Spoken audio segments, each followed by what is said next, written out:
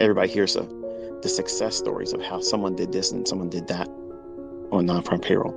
I made this much money. I made that much money. I'm able to get a withdrawal for this much money because I killed it on non-farm payroll.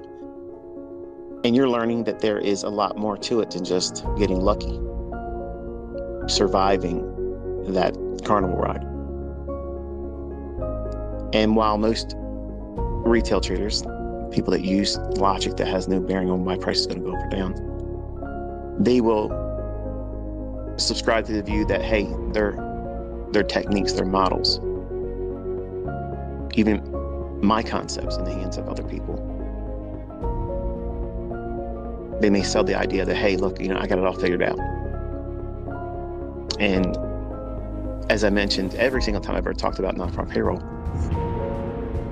I said the same thing Friday. I said, you don't know. No one knows where it's going to go. And inviting ruin, inviting the potential for the market to just start spooling and running way beyond where you think it's going to go. Ignoring that underlying risk, ignoring it, discounting it, thinking it's not going to happen to you. Not this time. You're romancing the uncertainty. You're only looking at it from the perspective that it's going to be good for you. It's going to be good. It's a good thing for me to do this. That's what you tell yourself. That's what you're thinking. In reality, you're most likely anxious. That's why you never said anything in front of the public about what you were doing. But when it works, you're going to come out and show your market replay execution. Look at this. Look what I did. I killed it. If you were that confident, you would have done it live. You would have done it in advance. And the fact that you won't do that, or that you see other people doing it just like that, it's cause for concern.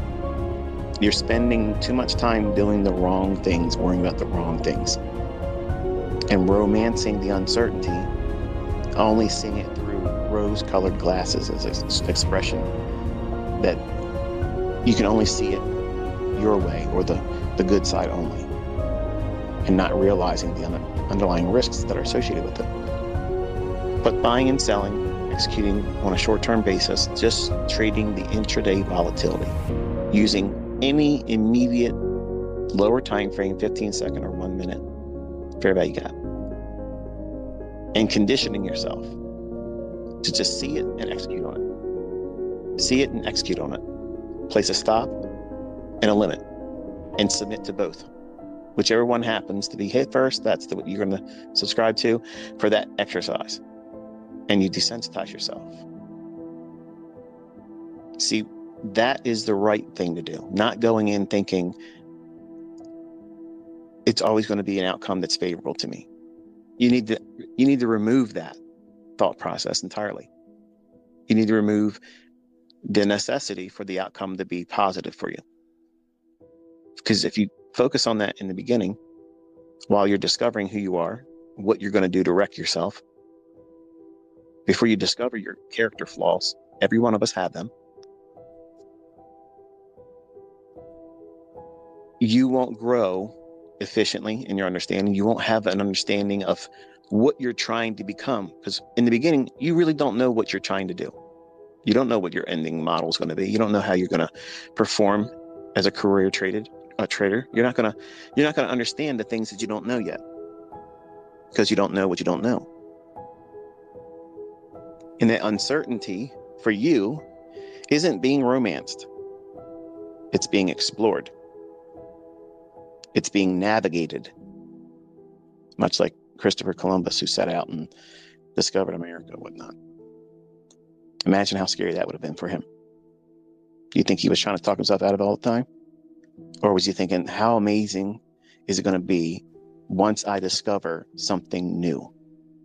And he submitted through the process of discovering it, getting out there in the uncharted waters. The hard right edge of every single chart, every single one of them, that hard right edge, that's the retail drowning pool. You see so many traders now. Go on social media. Look. There's stories of regret and woe.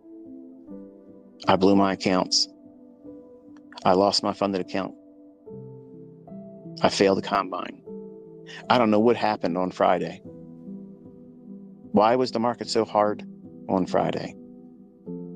Why was the market so choppy this week? The market was trash this week. That's the retail drowning pool, that hard right edge. They want to believe in their fairy tales and myths about why price does this and does that and what indicator causes it to go up and down.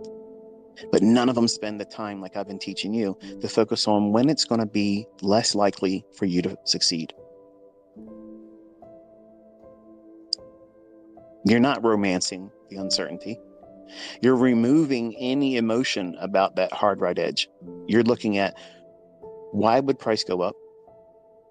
Why would price go down? Who is it going to hurt? Because that's what this game's about. It's about taking. It's about overtaking and devouring. That's what it's all about. It's nothing else but that. And your indicators are going to crunch numbers and spit out some data that you're going to subscribe a religion to. If you're a retail-minded thinker, you're placing faith, almost to the degree and level of religion, over these indicators. Like they're somehow going to cause price to bend to their will. Stochastic says you got to go up. RSI diverged. That means you can't go any lower. You cannot go any lower. You might as well just start going up right now. I used to talk like that to my charts. As a 20-year-old, I said, there's no way that can keep going down. It's diverged twice. It's been oversold for hours. It has to go up now. Everybody sees the same thing, so they got to be doing what? Buying it up. And everybody buying it up should cause it to go higher. Yep, that was me being religious about price action. And that was also me losing money. That hard right edge is no longer scary to you, because you understand where you're at in price relative to the dealing range, the seasonality,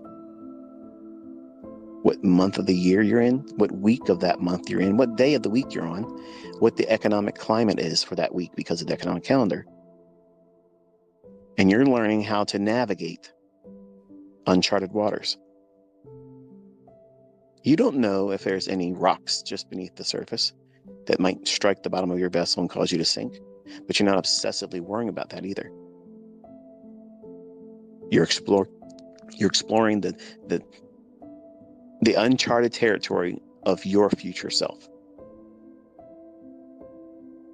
And while that is exciting, you have to tame that overzealous nature that, like a child waiting on Christmas morning, they can't wait to get up and see what St. Nicholas left them under their tree.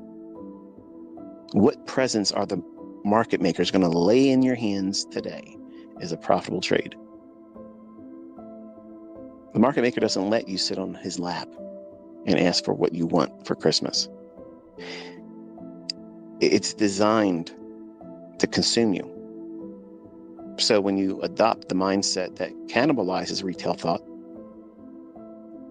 then you are out of its reach.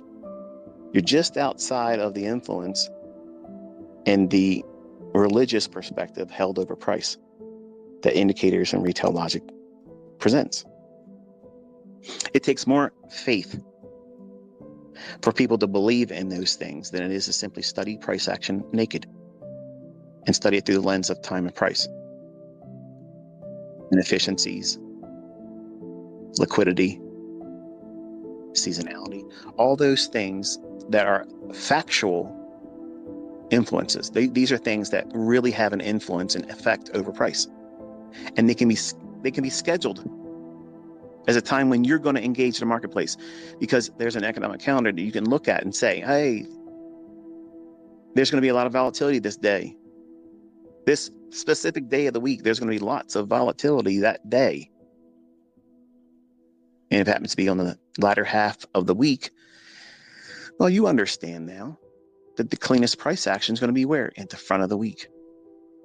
And the retail crowd, the casino goers, the gamblers, the less informed street money is going to be out there on Thursday and Friday pressing really hard to try to do something amazing when the market's more likely to do nothing in their favor, but hurt them.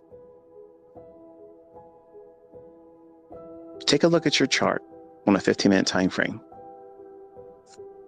Look at the NASDAQ. Wednesday's trading, Thursday's trading, and Friday's trading. Contrast that with Monday and Tuesday's trading. Whole lot different in terms of how price was delivered.